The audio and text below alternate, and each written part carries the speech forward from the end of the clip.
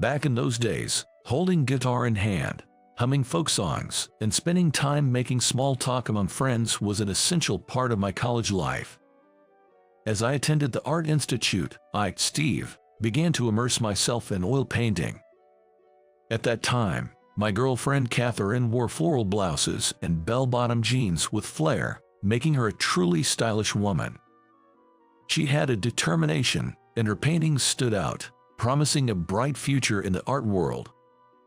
As for me, well, I wasn't exactly top of the class. I was an average student and often teased by peers, saying we were like chalk and cheese. Yet, Catherine would always defend me, saying, "Steve is who I have chosen, no matter what anyone says." Whenever she said that, I felt a mix of embarrassment and happiness. Plus, Steve has a charm that only I know. Oh, what kind of charm is that? The mole on your ear maybe. What? Seriously. It's sexy, you know. I loved it when she joked like that. By junior year, everyone was busy with job hunting. Catherine, however, was vigorously promoting her paintings, determined to make a living as an artist. I've secured a spot for my paintings at a gallery. That's awesome. The owner seems to really like my work. Your paintings are indeed captivating, Catherine.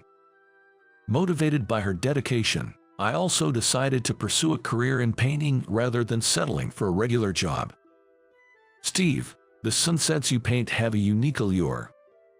Hearing Catherine's praise, I replied, "Yeah, I'm planning to sell more and more of my paintings." That's the spirit.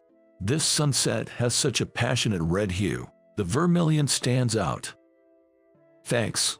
With her encouragement, my creative drive only grew stronger. I dream of a day when we can host our own exhibition. It doesn't have to be in a grand place, but we'll display our best work, showcasing our emotions and journey at the time. Wouldn't that be wonderful? The thought of such a future with Catherine seemed so bright to me. Our college days passed by in a flash, and after graduation, we lived together for about 3 years before our marriage. We became a couple chasing the same dream. While I worked part-time jobs to make money, the rest of my time was devoted to painting and promoting my work.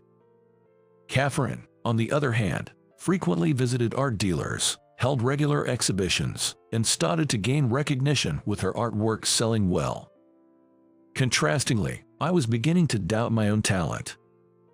Your paintings, they don't really have commercial appeal. They lack vitality, you know. Hearing comments like these became all too familiar. Another dead end today. How many dealers have I visited this month? Facing the harsh reality of not being able to sell my paintings made me increasingly despondent. Catherine is starting to make a name for herself.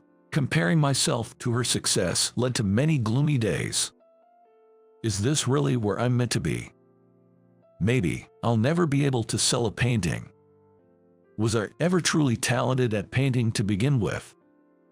Even if I continue painting, there might be no future in it for me. With these thoughts, I started considering getting a regular job. And one day, I shared this with her. "Catherine, I'm thinking about getting a job at a regular company." She looked at me with wide eyes for a moment, clearly surprised, then replied nonchalantly, "Why not? That's it," I pressed. "Why should I disagree to a decision you've made, Steve? I assume you've given it a lot of thought. If that's what you want, then I understand." Irritated by her response, I snapped, "You're just looking down on me because you think you're talented, aren't you? You shouldn't be so self-deprecating. I'm just saying I shouldn't interfere with your personal decisions. You're a successful artist, Catherine. You don't understand how I feel." "Why? Why do you have to say it like that? It's tough, you know, being with you, always comparing myself. I don't think I can be with you any longer. We don't even have kids. Maybe we should get a divorce while we still can." Catherine, looking down, replied softly, "If that's what you want, Steve, then okay." Her casual acceptance left me stunned. I thought, if we're going to get a divorce, it's best if both parties agree and understand why. The next day, I went to the city hall to pick up the divorce papers, signed them, packed my things, and left our apartment. After leaving Catherine, I rented a place with the little money I had and desperately searched for a job, but reality was harsher than I'd imagined. What did you do after graduating from art school? I worked part-time at restaurants and tried to promote and sell my paintings at art dealerships. Even when I passed the document screenings and got an interview, the interviewers often looked unimpressed after seeing my resume. What's their deal? Why invite me for an interview if they're just going to react like that? How many rejections have I had this month? Geez, job hunting is just as tough. Maybe I should just settle for day labor. But just when I thought that, someone from a printing company, who appreciated my background, approached me. We've been looking for someone with design skills. Please work for us. Thank you. I'll do my best. My art school lessons and design principles had finally paid off. I was grateful for landing a job after all the struggle. I've got to keep pushing on. From then on, I worked relentlessly to make up for lost time. Day in and day out, I was engrossed in my job. I didn't hang out with friends or drink. I just worked late every night. Today, there's issues talked about overwork, but back then, I just thought it was normal to work all hours. Of course, relationships and any thoughts of remarrying were the furthest things from my mind. Aren't you ever going to remarry, Steve? Every time someone asked, I would think of Catherine. I wonder what she's doing now. Though I cared for her, I knew we could never meet again. She's probably found someone else by now. I tried to accept the harsh reality by thinking that way. Before I knew it, 40 years had passed since I'd started working, and suddenly, I was 65 and ready for retirement. I've aged so much. Staring into the bathroom mirror, I let out a deep sigh. I hardly recognized the man with thinning white hair and a face full of wrinkles staring back at me. I'd considered leaving the company, but they offered to keep me on as a contract worker. With more free time on my hands, I started frequenting a local bar and, for the first time at 65, learned how to truly enjoy a drink in a relaxed, friendly atmosphere. Welcome. Steve, your usual spot at the counter is free. The little diner in the neighborhood was run by a lone lady owner who patiently listened to the regulars vent and sometimes chatter. Steve, you used to paint, right? You mentioned it once before. Oh, that was decades ago. The topic the lady owner brought up caught the attention of a regular named Sam. I'd love to see your paintings, Steve. I can't really paint anymore. I replied with a wry smile, and the lady owner asked again. But skills like that aren't easily forgotten, right? I wonder. Show me next time. It seems Sam really wants to see my paintings. If I get the chance. When would that chance be? The lady owner changed the subject. Oh, by the way, Steve. Yeah, a friend of mine is having an exhibition at a gallery. You should check it out, she said, offering a postcard. A group exhibition titled Nostalgia. There are some really impressive pieces. You should go see. Come to think of it, I haven't seen any art in a long time. Haha, I don't get art at all. Then, Sam, you wouldn't get Steve's paintings either.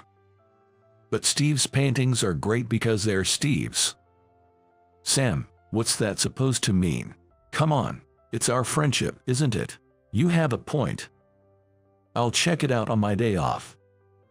A few days later, I visited the gallery mentioned on the postcard. In a cozy space, there were a few paintings and sculptures on display. Paintings are really something. I was feeling nostalgic. While I was slowly looking at the artworks, my gaze fixed on one painting. It has such a powerful presence. With a fiery red sun as its backdrop, their eyes shone eerily prominent. I was drawn to the painting, unable to look away. Do you like that painting? A woman standing in front of me asked. Yes, I used to paint myself. Seeing these vibrant red tones reminded me of that. though of course I couldn't bring out this level of intensity. I then glanced at the nameplate of the artwork. Taken aback by the surprise, I caught my breath. The name written there was that of my ex-wife. Wait, Catherine. The woman looked puzzled and continued. Do you happen to know Catherine? We dated in college, then got married, but divorced soon after. It's been 40 years since our divorce. Oh my God, are you Steve? Yes, I am. I see. She whispered and continued her story. This is a painting by my friend, Catherine.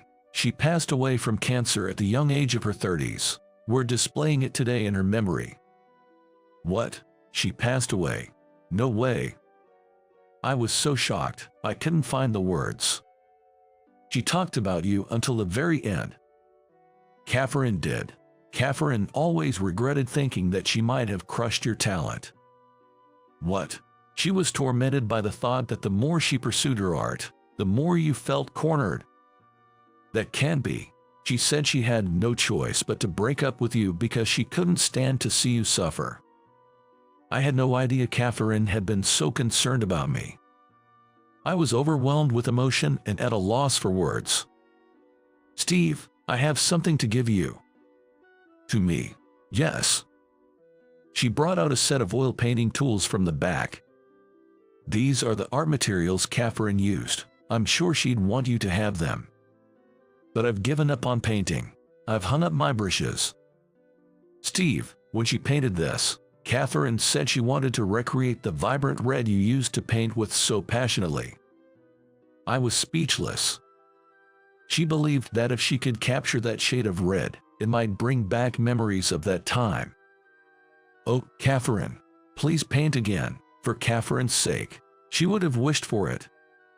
With that, she handed me the art materials. Only the red paints are used up. I looked at Catherine's painting again. She too looked at the artwork. Catherine must have put her heart and soul into the color red. Jer, it's such a powerful red. Holding the vermilion paint, I couldn't hold back my tears. Later, I set up a canvas at home and started sketching, inspired by an old drawing of Catherine. It's been decades since I last painted. My skills are rusty. Looking at the sketch, memories flooded back. If you're going to paint, make it beautiful. She had shyly said that while posing for me. Catherine's face flashed in my mind. I'll paint you as the radiant beauty you are. Wow, Steve, this painting of a woman is so full of energy. It's a masterpiece.